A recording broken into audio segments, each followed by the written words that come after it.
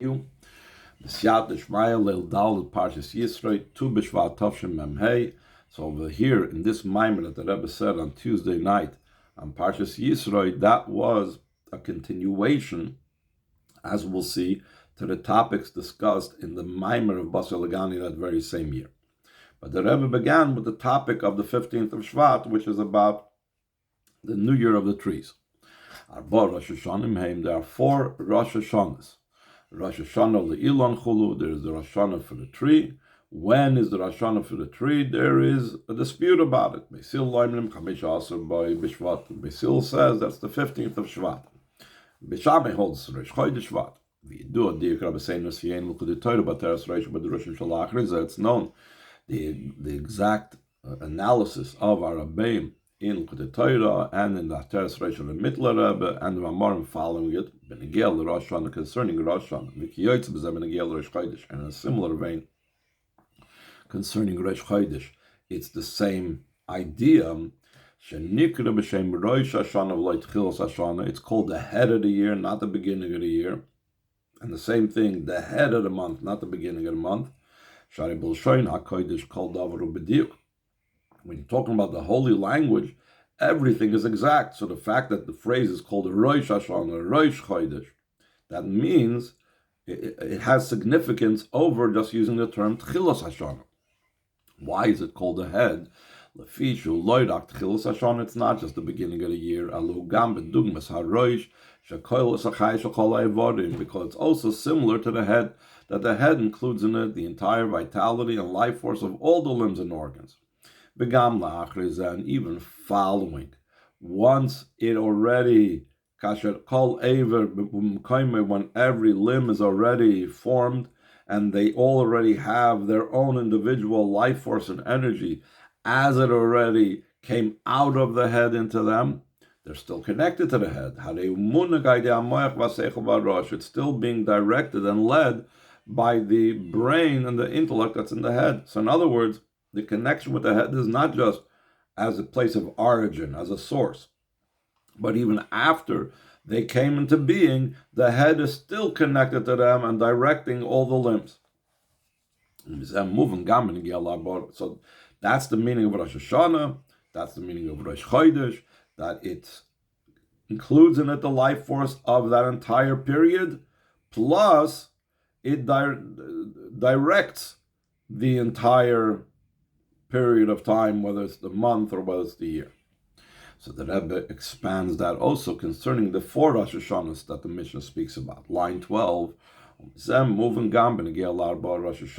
this is also understood concerning the 4 Rosh Hashanahs throughout the year.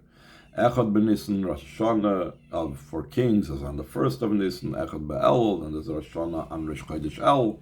Echad b'Tishrei is the standard Rosh Hashanah. V'chamish also b'Shvat, and there's the 15th of Shvat, which is Rosh Hashanah Leilanis, according to the opinion of Beis Hillel. Shekol inyani me'ashana nigbaim b'Rosh Hashanah shalahem. All matters of the year pertaining to that particular thing, whether it's trees or whether it's something else, are set and established in their individual Rosh Hashanah. V'acharkach, and then afterwards, once, let's say, the 15th of Shvat is over, what happens on the 16th of Shvat? It's being directed by the 15th of Shvat. Afterwards, they are being directed through its individual Rosh Hashanah, after each one came out in its place, and every single day of the days of the year. Also, then it's recognized the hashpah from those matters the way they were included in Rosh Hashanah.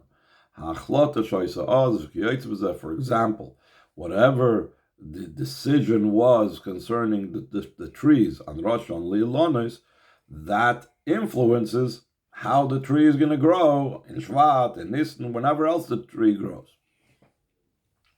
So then the Rebbe goes on and says in line 20, second paragraph on the page,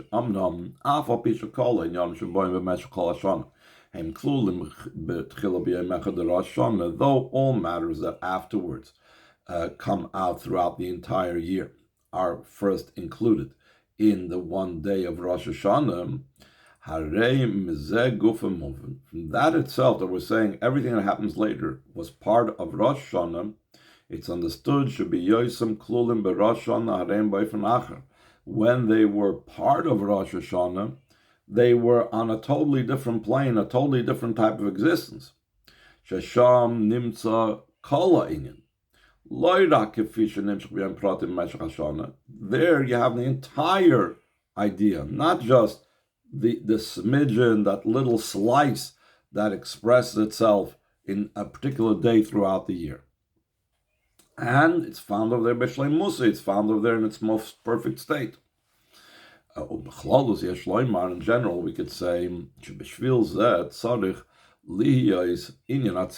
for this sake, so that they should be able to come and transition from that perfect and all-encompassing state that it is on that Rosh Hashanah, there has to be the idea of tzimtzum to come from that Rosh Hashanah into the individual day later on in the year. And this is going to tie in, the Rebbe is going to tie it in with the whole concept of tzimtzumim that we spoke about in the Yud Shvat Maimer. Similar to what the Chazal say, tzimtzum shchinose ben badei or that Hashem constricted and squeezed in his shchina between the poles of the Oren. How come? Why did he put them there? That's just like having the entire chayis of the rest of the year being on the one day of the year. But from that location, just like from Rosh Hashanah, the same thing, from the location of the Shekhinah between the two poles of the Yarden, it expands and spreads out. So that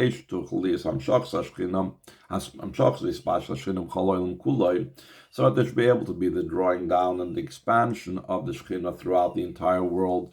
That the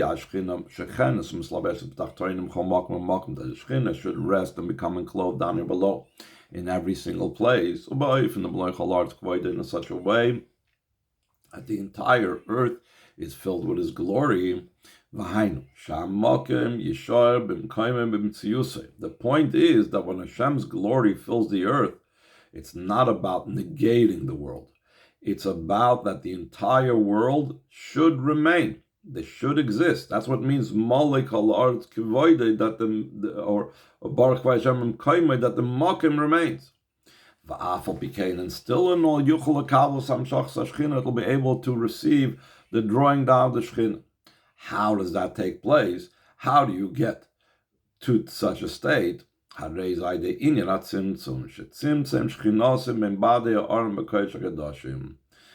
Hashem, so Tzimtzum, I misspoke. It's not from the Kodesh Kadoshim to coming to the rest of the world, but the coming down to the Kodesh Kadoshim is that first step of Tzimtzum, so that the Shekhinah should be able to come to the entire world. He constricted the Shekhinah between the poles of the Aron and the Holy of Holies. Days and Nasa of Shabbos, through that came about the possibility that the drawing down the Shekhinah, the way it comes after the tzimtzum between the poles of the Aron, should be able to be received in every place in the world. It should be able to receive the Shekhinah because that's only possible because it went through the tzimtzum process. Just like it's concerning place, so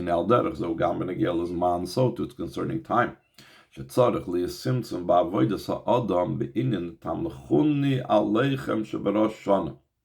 There has to be a person's constriction in his avodah from the time of his tamlichuni aleichem Rosh Hashanah, that when it comes to Rosh Hashanah, he just accepts Hashem as king. Tamlichuni aleichem, make me a king over you.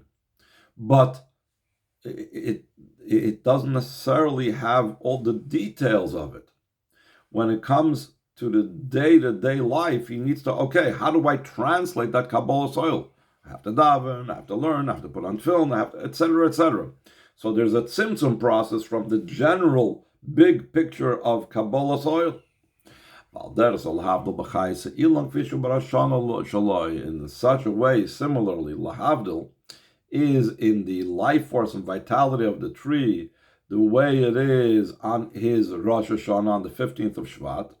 Once there's a tzimtzum in that general life force that comes down for the trees, on the Rosh Hashanah of the trees, then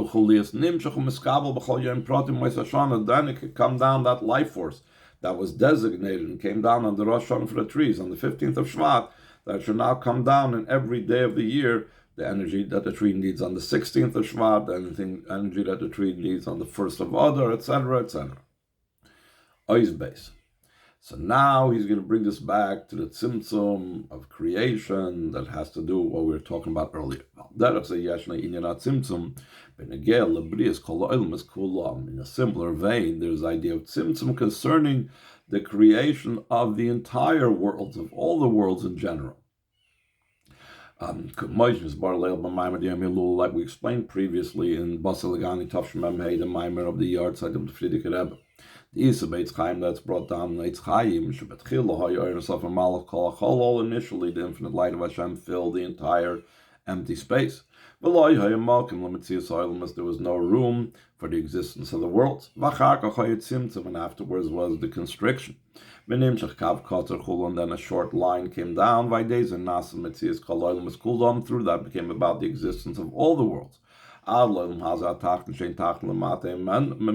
Till this low world, that there's nothing lower than it. Page Chavtes. That's one point that was explained in the Maimer of Legani. In the Maimer of the Rebbe's Legani. In addition to this, was explained previously. This is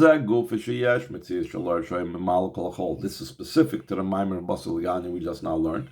The fact that there could even be such a light that filled the entire possibility of space, it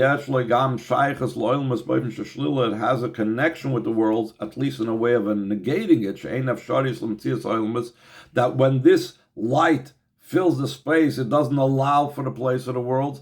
How can there even be a light that has even a negative relationship with the world, as we explained before? Because something that has no connection with it, it doesn't negate it. I'm not going to say there's no room for the table over here because there's an idea here. Ideas and tables have no commonality. So the only way the light of the Eibishter fills space in such a way there's no room for the worlds is because the light and the worlds have some type of relationship. How do you get to such type of light? So he says in line 4, it's through many, many constrictions and many different worlds, meaning many levels before that type of light. Like